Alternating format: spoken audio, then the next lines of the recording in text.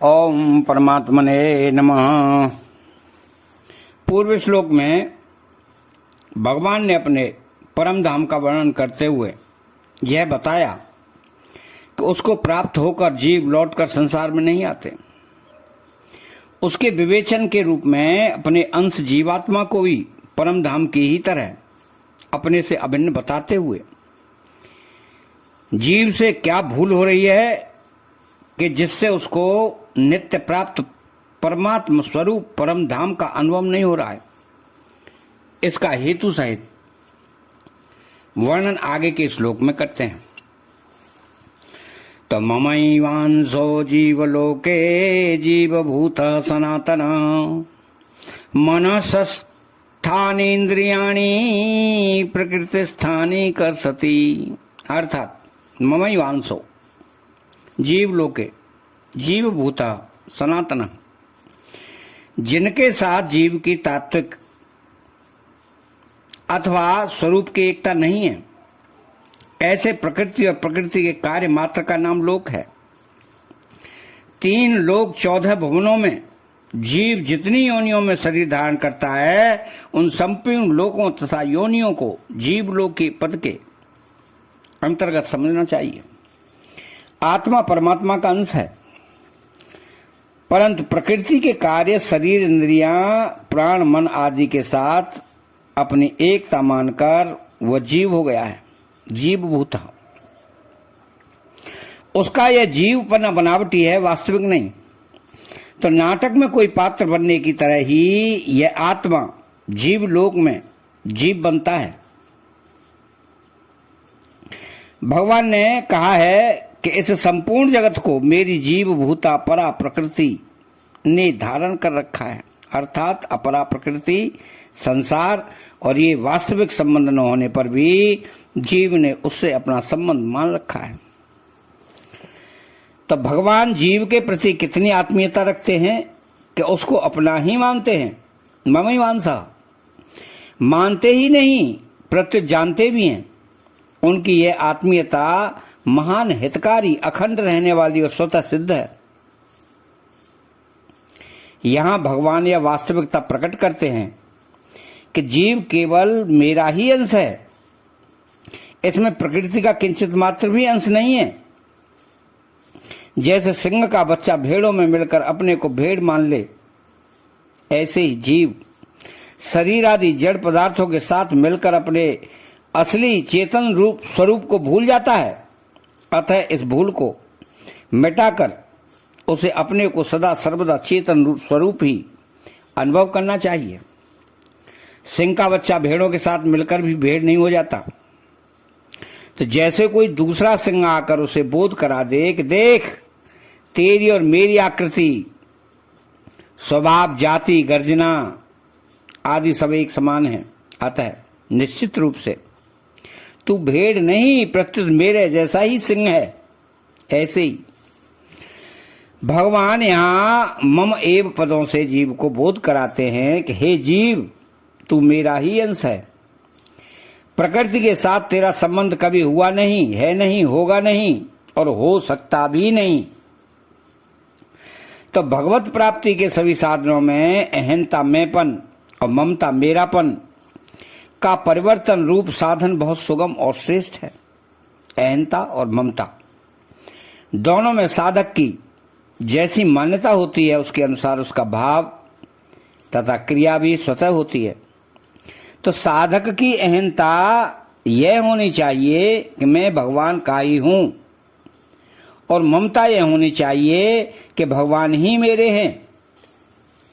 यह सबका अनुभव है कि हम अपने को जिस वर्ण आश्रम संप्रदाय आदि का मानते हैं, उसी के अनुसार हमारा जीवन बनता है।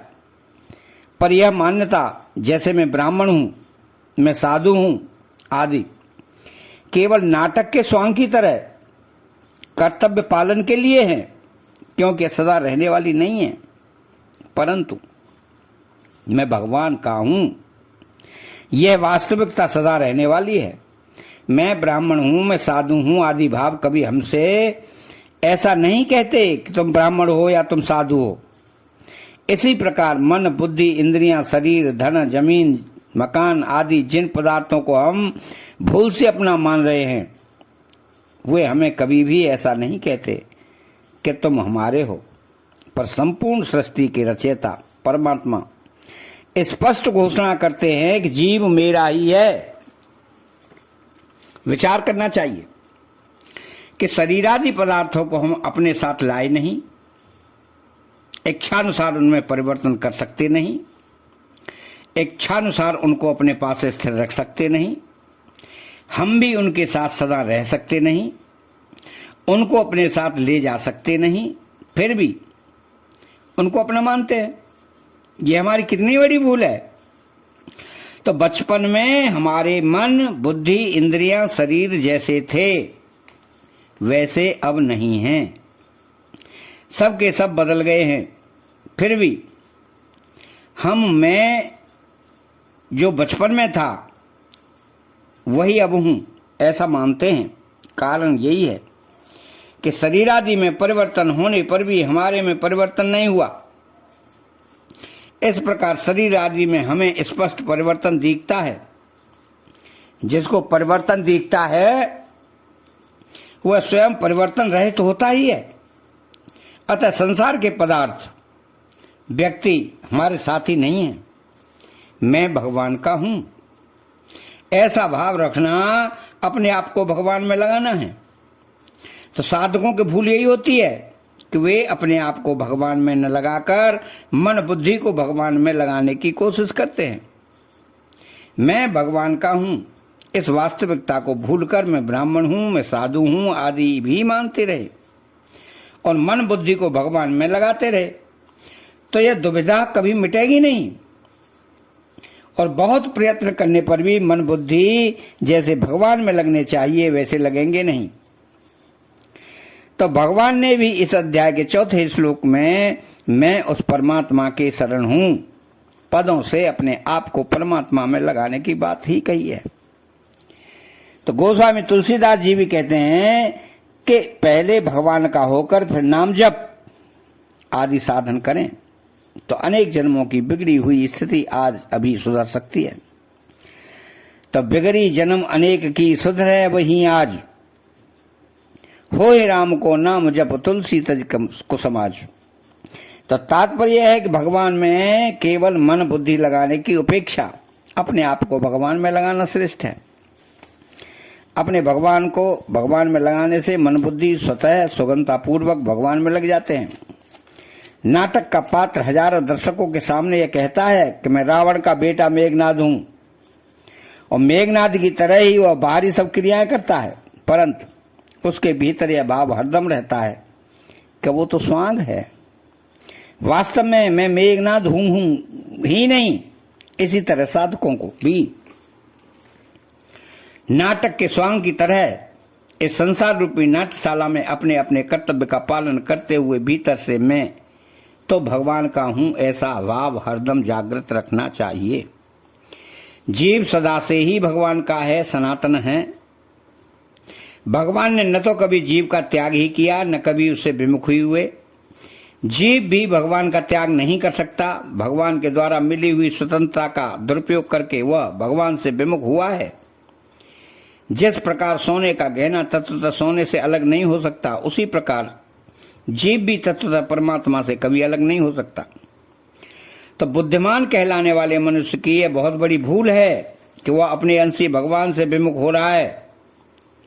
वह इधर ख्याल ही नहीं करता कि भगवान इतने सुहृद, दयालु और प्रेमी हैं कि हमारे न चाहने पर भी हमें चाहते हैं, न जानने पर भी हमें जानते हैं।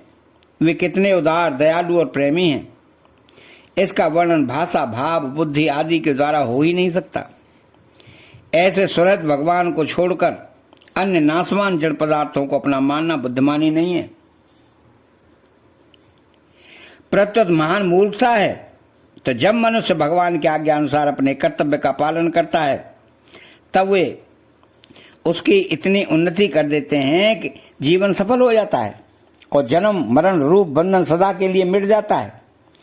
तो जब मनुष्य भूल से कोई निषिद्ध आचरण पाप कर बैठता है तब वे दुखों को भेजकर उसको जेताते हैं, पुराने पापों को भुगता कर उसको शुद्ध करते हैं नए पापों में प्रवृत्ति से रोकते हैं। तो जीव कहीं भी क्यों न हो, नरक में हो अथवा स्वर्ग में, मनुष्य योनि में हो अथवा पशु योनि में, भगवान उसको अपना ही अंश मानते हैं। यह उनकी कितनी अहेतु की कृपा, उदारता और महत्ता है। जीव के पतन को देखकर भगवान दुखी होकर कहते हैं कि मेरे पास आने का उसका पूरा अधिकार था, पर वह मेरे को प्राप्त किए बिना माम अपराप्य नरकों में जा रहा है। मनुष्य चाहे किसी भी स्थिति में हो, भगवान उसे वहां स्थिर नहीं रहने देते, उसे अपनी ओर खींचते ही रहते हैं। जब हमारी सामान्य स्थिति में कुछ भी परिवर्तन, सुख दुख, आदर निरादर आदि हो, तब यह मानना चाहिए कि भगवान हमें विशेष रूप से याद करके नई परिस्थिति पैदा कर रहे हैं, हमें अपनी ओर खींच रहे हैं। ऐसा मानकर साधक प्रत्येक परिस्थिति में विशेष भगवत कृपा को देखकर मस्त रहे और भगवान को कभी भूले नहीं। तो अंशी को प्राप्त करने में अंश को कठिनाई और देरी नहीं लगती। कठिनाई और देरी इसलिए लगती है कि अंश ने अपने अंशी से विमुखता मानकर उन शरीर आदि को अपना मान रखा है जो अपने नहीं है। अतः भगवान के सम्मुख होते ही उनकी प्राप्ति स्वतः सिद्ध है। सम्मुख होना जीव का काम है, क्योंकि जीव ही भगवान से विमुख हुआ है। भगवान तो जीव को अपना मानते ही हैं। जीव भगवान को अपना मान ले, यही सम्मुखता है। तो मनुष्य से यह बड़ी भारी भूल हो रही है कि जो व्यक्ति वस्तु परिस्थिति अभी नहीं है अथवा जिसका मिलना निश्चित भी नहीं है और जो मिलने पर भी सदा नहीं रहेगी, उसकी प्राप्ति में वो अपना पूर्ण पुरुषार्थ और उन्नति मानता है। यह मनुष्य का अपने साथ बड़ा भारी धोखा है। वास्तव में जो नित्य प्राप्त और अपना है, उस परमात्मा को प्राप्त करना ही मनुष्य का परम पुरुषार्थ है, शूरवीरता है। हम धन संपत्ति आदि सांसारिक पदार्थ कितने ही प्राप्त क्यों न कर लें, पर अंत में या तो वे नहीं रहेंगे अथवा हम नहीं रहेंगे। अंत में नहीं ही शेष रहेगा। वास्तव में जो सदा है, उस अविनाशी परमात्मा को प्राप्त कर लेने में ही शूरवीरता है। जो नहीं है, उसको प्राप्त करने में कोई शूरवीरता नहीं है। तो जीव जितना ही नाशवान पदार्थों को महत्व देता है, उतना ही वह पतन की तरफ जाता है, और जितना ही अविनाशी परमात्मा को महत्व देता है, उतना ही वह ऊंचा उठता है। कारण कि जीव परमात्मा का ही अंश है। नाशवान सांसारिक पदार्थों को प्राप्त करके मनुष्य कभी भी बड़ा नहीं हो सकता। केवल बड़े होने का वहम या धोखा हो जाता है और वास्तव में असली बड़प्पन परमात्मा प्राप्ति से वंचित हो जाता है। तो नाशवान पदार्थों के कारण माना गया बड़प्पन कभी टिकता नहीं, और परमात्मा के कारण होने वाला बड़प्पन कभी मिटता नहीं। इसलिए जीव जिसका अंश है, उस सर्वोपरि परमात्मा को प्राप्त करने से ही वह बड़ा होता है। इतना बड़ा होता है कि देवता लोग भी उसका आदर करते हैं और कामना करते हैं कि वो हमारे लोक में आए। इतना ही नहीं, स्वयं भगवान भी उसके अधीर हो जाते हैं। तो महाषष्टानि इंद्रियाणि प्रकृति स्थानी करसति। भगवान ने जिस प्रकार इसी श्लोक के पूर्वार्ध में जीव को अपने में स्थित न कहकर उसको अपना अंश बताया है, उसी प्रकार श्लोक के उत्तरार्ध में मन तथा इंद्रियों को प्रकृति का अंश न कहकर उनको प्रकृति में स्थित बताया है। तात्पर्य है कि भगवान का अंश जीव सदा भगवान में ही स्थित है और प्रकृति में स्थित मन तथा इंद्रियां प्रकृति के ही अंश हैं। मन और इंद्रियों को अपना मानना, उनसे अपना संबंध मानना ही उनको आकर्षित करना है। तो यहाँ बुद्धि का अंतर्भाव मन शब्द में जो अंतःकरण का उपलक्षण है और 5 कर्मेंद्रियों तथा 5 प्राणों का अंतर्भाव इंद्रिय शब्द में मान लेना चाहिए। उपयुक्त पदों में भगवान कहते हैं कि मेरा अंश जीव मेरे में स्थिर रहता हुआ भी भूल से अपनी स्थिति शरीर इंद्रियां मन बुद्धि में मान लेता है। जैसे शरीर इंद्रियां मन बुद्धि प्रकृति का अंश होने से कभी प्रकृति से पृथक नहीं होते, ऐसे ही जीव भी मेरा अंश होने से कभी मेरे से पृथक होता नहीं, हो सकता नहीं। परंतु यह जीव मेरे से विमुख होकर मुझे भूल गया है। यहां मन और 5 ज्ञानेंद्रियों का नाम लेने का तात्पर्य यह है कि इन 6 से संबंध जोड़कर भी जीव बनता है। अतः साधक को चाहिए कि यह शरीर इंद्रियां मन बुद्धि को संसार के अर्पण कर दे, अर्थात संसार की सेवा में लगा दे और अपने आप को भगवान के अर्पण कर दे। मनुष्य भूल से शरीर, स्त्री, पुत्र, धन, मकान, मान, बढ़ाई आदि नाशवान वस्तुओं को अपनी और अपने लिए मानकर दुखी होता है। इससे भी नीची बात यह है कि इस सामग्री के भोग और संग्रह को लेकर वह अपने को बड़ा मानने लगता है, जब वास्तव में इनको अपना मानते ही उसका गुलाम हो जाता है। हमें पता लगे या न लगे, हम जिन पदार्थों की आवश्यकता समझते हैं, जिनमें कोई विशेषता या महत्व देखते हैं या जिनकी हम गरज रखते हैं, वे धन, विद्या आदि पदार्थ हमसे बड़े और हम उनसे तुच्छ हो जाते हैं। पदार्थों के मिलने में जो अपना महत्व समझता है वो वास्तव में तुच्छ ही है, चाहे उसे पदार्थ मिले या न मिले। तो भगवान का दास होने पर भगवान कहते हैं कि मैं तो हूं भगतन का दास, भगत मेरे मुकुटमणि। परंतु जिनके हम दास बने हुए हैं वे धनादि जड़ पदार्थ कभी नहीं कहते, लोभी मेरे मुकुटमणि। वे तो केवल हमें अपना दासी बनाते हैं, वास्तव में भगवान को अपना जानकर उनके शरण हो जाने से ही मनुष्य बड़ा बनता है, ऊंचा उठता है। इतना ही नहीं, भगवान ऐसे भक्त को अपने से भी बड़ा मान लेते हैं और कहते हैं कि अहम भक्त पराधीनो ह्य स्वतंत्र एव ध्वजा साधुर्विग्रस्त हृदयो वक्तैर्वक्त जनप्रिय। हे द्विज, मैं भक्तों के पराधीन हूं, स्वतंत्र नहीं। भक्तजन मेरे को अत्यंत प्यारे हैं, मेरे हृदय पर उनका पूर्ण अधिकार है।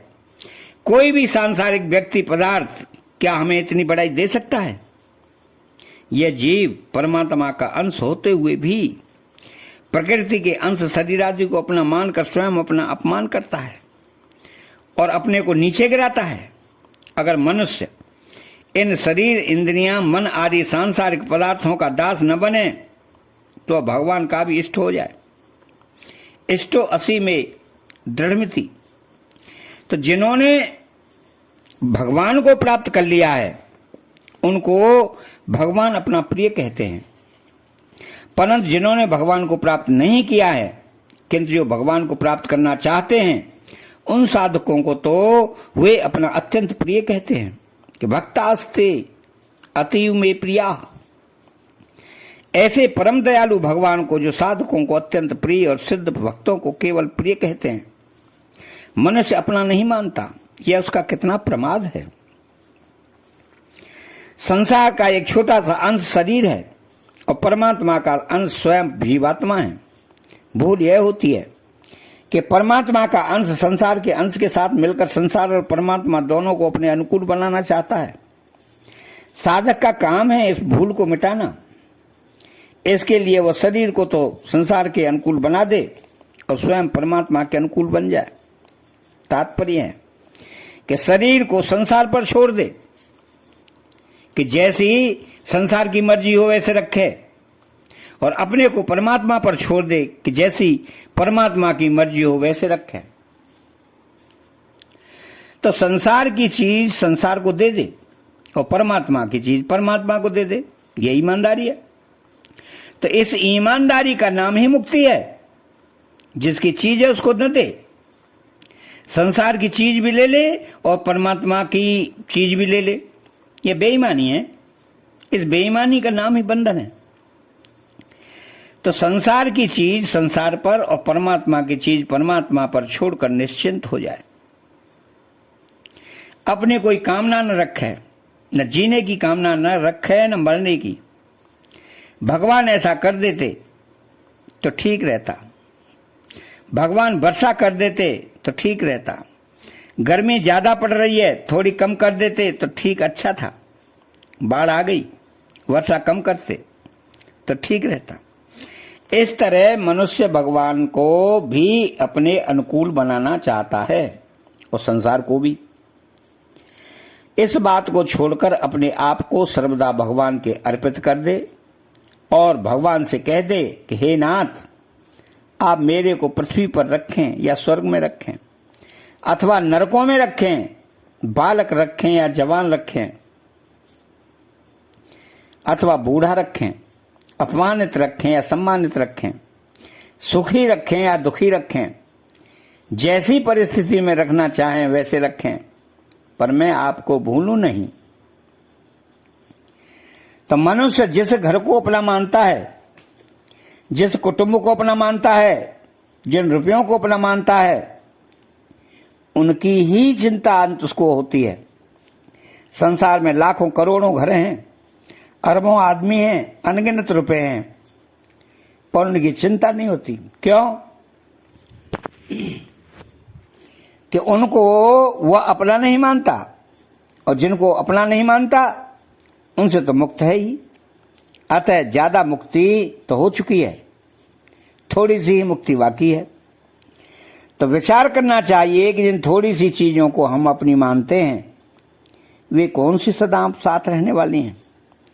चीजें तो रहेंगी नहीं, पर बंधन रह जाएगा जो जन्म जन्मांतर तक साथ रहेगा। इसलिए साधक को चाहिए कि वह या तो शरीर को संसार के अर्पण कर दे, जो कर्मयोग है, चाहे अपने को शरीर संसार से सर्वदा अलग कर ले, जो ज्ञान योग है, और चाहे अपने को संसार के अर्पण कर दे, जो भक्ति योग है। इन तीनों में से कोई भी साधन अपना ले, तीनों का फल एक ही होगा। अब इसके परिशिष्टि भाव में यहां भगवान ने जिसको अपना अंश कहा है, उसी को अपनी परा प्रकृति कहा है। इसलिए दोनों ही जगह जीव भूत, जीव बना हुआ है, शब्द आया है, जीव भूता, जीव भूताम। परा और अपरा दोनों भगवान की शक्तियां हैं। तो जब से परा की दृष्टि भगवान से हटकर अपरा की तरफ चली गई, तब से परा जन्म मरण के चक्र में पड़ गई। इसी बात को ये दम धार्यते जगत पदों से, और यहां मनस स्थानी इंद्रियाणी प्रकृति स्थानी करसती पदों से कहा गया है। तो यद्यपि अपरा भी भगवान की है, तथापि उसका स्वभाव अलग परिवर्तनशील है। इसलिए भगवान ने अपने को अपरा से अतीत बताया है। यस्मात् तक्षरमति तो अहम, परंतु परा और भगवान एक स्वभाव वाले अपरिवर्तनशील हैं। इसलिए ममैवांशः पद में एव कहने का तात्पर्य है कि जीव केवल मेरा भगवान का अंश है, इसमें प्रकृति का अंश किंचित मात्र भी नहीं है। तो जैसे शरीर में माता और पिता दोनों के अंश का मिश्रण होता है, ऐसे जीव में मेरा और प्रकृति के अंश का मिश्रण संयोग नहीं है, प्रत्युत केवल मेरा अंश है। अतः इसका संबंध केवल मेरे साथ है, प्रकृति के साथ नहीं। तो प्रकृति के साथ संबंध तो यह खुद जोड़ता है। मनसष्टानी इंद्रियाणी प्रकृति स्थानी करसती। अपरा प्रकृति परमात्मा की है, पर जीव ने उसको अपना मान लिया और उससे सुख लेने लग गया, तभी वह बंधन में पड़ा है। तो अपनी न होने के कारण ही वह वस्तुएं ठहरती हैं, न सुख ठहरता है। स्थूल सूक्ष्म और कारण शरीर के साथ अपना संबंध मानना ही अनर्थ का कारण है। जीव शरीर को अपनी तरफ खींचता है, करसती, अर्थात अपना मानता है, पर जो वास्तव में अपना है उस परमात्मा को अपना मानता ही नहीं। यही जीव की मूलभूत है। तो जीव ब्रह्म निर्गुण का अंश नहीं है, प्रत्युत ईश्वर सगुण का अंश है। ईश्वर अंश, जीव अविनाशी। कारण कि ब्रह्म चिन्ह में सत्ता मात्र है, तो उसमें अंशी भाव हो सकता ही नहीं। तो जीव की ब्रह्म से एकता सामर्थ्य है, अर्थात अनेक रूप से जो जीव है वही एक रूप से ब्रह्म है। तो शरीर के साथ संबंध होने से वह जीव है और शरीर के साथ संबंध न होने से वह ब्रह्म है। अतः वास्तव में जीव और ब्रह्म दोनों ही समग्र भगवान के अंश हैं। इसलिए भगवान ने अपने को ब्रह्म की प्रतिष्ठा आधार बताया है। ब्रह्मणोते, हे प्रतिष्ठा हम, और ब्रह्म को अपने ही समग्र रूप का एक अंश बताया है। ते ब्रह्म तद्वदो। मन और इंद्रियां जिसके अंश हैं उसी में रहते हैं, प्रकृति स्थानी। इसे जीव को यह शिक्षा लेनी चाहिए कि मैं भी जिसका अंश हूं उसी में निरंतर रहना चाहिए, उसी के साथ संबंध जोड़ना चाहिए। यह संबंध स्वयं को ही जोड़ना पड़ेगा, दूसरा नहीं जोड़ेगा। कारण कि स्वयं ने ही जगत से संबंध जोड़ा है और स्वयं ही परमात्मा से विमुख हुआ है। तो जगत के सम्मुख होने, संबंध जोड़ने में जगत कारण नहीं है और परमात्मा से विमुख होने में परमात्मा कारण नहीं है। प्रत्युत दोनों में स्वयं ही कारण है। परमात्मा का अंश होने से जीव स्वतंत्र है, इसी स्वतंत्रता का उसने दुरुपयोग किया है, इसलिए इसका दुरुपयोग स्वयं को ही करना पड़ेगा। उद्धरेदात्मनात्म मानम। प्रकृति के साथ मन और इंद्रियों का नित्य और वास्तविक संबंध है, पर मन और इंद्रियों के साथ स्वयं आत्मा का अनित्य और माना हुआ संबंध है। तो अनित्य संबंध कभी स्थायी नहीं रहता, प्रत्युत बदलता और मिटता रहता है। स्वयं का नित्य संबंध परमात्मा के साथ है, जो कभी बदलता और मिटता नहीं, परंतु अनित्य संबंध को स्वीकार कर लेने से उस नित्य संबंध से विमुक्ता हो जाती है, जिससे उसका अनुभव नहीं होता। तो ममई वांसो जीवलोके पदों से यह भाव निकलता है कि हम तो प्रभु को अपना मानते हैं, पर प्रभु हमें अपना जानते हैं। तो जब जीव भगवान के शरण हो जाता है तब वह भी प्रभु को अपना जान लेता है। तो मामेव ये प्रपद्यन्ते माया मेताम तरन्ते। जीव भगवान का सनातन अंश है, अतः भगवान के साथ अपना संबंध जोड़ना अर्थात उसको अपना मानना ही इसका वास्तविक पुरुषार्थ है। तो शरीर से होने वाले पुरुषार्थ में तो क्रिया मुख्य है, जो केवल संसार के लिए ही होती है। क्यों कि शरीर संसार का अंश है, परंतु स्वयं से होने वाले पुरुषार्थ में भाव मुख्य है। इसलिए बुराई रहित होना, असंग होना, भगवान को अपना मानना, ये स्वयं के पुरुषार्थ हैं। बुराई रहित होने से मनुष्य संसार के लिए उपयोगी हो जाता है। तो शरीर संसार से असंग होने से अपने लिए उपयोगी हो जाता है, भगवान की अपना मानने से भगवान के लिए उपयोगी हो जाता है। बुराई रहित हुए बिना मनुष्य संसार के लिए उपयोगी नहीं हो सकता। शरीर संसार से असंग हुए बिना मनुष्य अपने लिए उपयोगी नहीं हो सकता। तो भगवान के साथ अपनेपन का संबंध जोड़े बिना मनुष्य भगवान के लिए उपयोगी नहीं हो सकता। मैं बुराई रहित हो जाऊं, मैं असंग हो जाऊं, मैं भगवत प्रेमी हो जाऊं, ऐसी आवश्यकता का अनुभव करना भी पुरुषार्थ है। परंतु सबसे पहले साधक को स्वीकार कर लेना चाहिए कि मैं बुराई रहित हो सकता हूं, असंग हो सकता हूं, प्रेमी हो सकता हूं। इसके लिए साधक को यह जानना चाहिए कि संसार के नाते भी हम सब एक हैं, आत्मा के नाते भी हम सब एक हैं और परमात्मा के नाते भी हम सब एक हैं। इसलिए जैसे अपने शरीर के हित का भाव रहता है, ऐसे ही संपूर्ण शरीरों के हित का भाव रहना चाहिए। अथवा जैसे संपूर्ण शरीरों से हम निर्लिप्त रहते हैं, ऐसे ही शरीर से भी निर्लिप्त रहना चाहिए। संपूर्ण शरीरों के साथ अपने शरीर की एकता मानकर हम बुराई रहित हो सकते हैं। अपने शरीर सहित संपूर्ण शरीरों को छोड़कर हम असंग अपने स्वरूप में स्थित हो सकते हैं। संपूर्ण शरीर संसार को छोड़कर हम भगवत प्रेमी हो सकते हैं। हमारा संबंध परमात्मा के साथ है। ममई वांसो जीवलोके, इसलिए हम परमात्मा में ही स्थित हैं। परंतु शरीर, इंद्रियां, मन, बुद्धि का संबंध अपरा प्रकृति के साथ है, इसलिए वे प्रकृति में ही स्थित हैं। तो प्रकृति स्थानीय विकारांश गुणांशैव विद्ये प्रकृति संभवान। शरीर के साथ हमारा मिलन कभी हुआ ही नहीं, है ही नहीं, होगा भी नहीं, हो सकता ही नहीं। और परमात्मा से अलग हम कभी हुए ही नहीं, हैं ही नहीं, होंगे ही नहीं, हो सकते ही नहीं। तो हमारे से दूर कोई चीज है तो वह है शरीर, और नजदीक से नजदीक कोई चीज है तो वह है परमात्मा। परंतु कामना, ममता, तादात्म्य के कारण मनुष्य को उल्टा दिखता है, अर्थात शरीर तो नजदीक दिखता है, परमात्मा दूर। तो शरीर तो प्राप्त दिखता है और परमात्मा अप्राप्त। शरीर से माने हुए संबंध का त्याग करने के लिए साधक को 3 बातें मान लेनी चाहिए। नंबर 1, शरीर मेरा नहीं है, क्योंकि इस पर मेरा बस नहीं चलता। नंबर 2, मेरे को कुछ नहीं चाहिए। और नंबर 3, मेरे को अपने लिए कुछ नहीं करना है। तो जब तक साधक स्थूल, सूक्ष्म और कारण तीनों शरीरों से अपना संबंध मानता रहता है, तब तक स्थूल शरीर से होने वाला कर्म, सूक्ष्म शरीर से होने वाला चिंतन और कारण शरीर से होने वाली स्थिरता, निर्विकल्पता अवस्था, तीनों ही उसको बांधने वाले होते हैं। परंतु तीनों शरीरों से संबंध विच्छेद होने पर वह कर्म, चिंतन और स्थिरता तीनों से बनता नहीं, अर्थात तीनों से असंग हो जाता है। तो भगवान के नित्य संबंध की जागृति के लिए साधक को 3 बातें मान लेनी चाहिए। नंबर 1, प्रभु मेरे हैं, मैं प्रभु का हूं। और नंबर 3, सब कुछ प्रभु है। तो भगवान से नित्य संबंध की जागृति होने पर साधक को भगवत प्रेम की प्राप्ति हो जाती है। भगवत प्रेम की प्राप्ति में ही मनुष्य जीवन की पूर्णता है।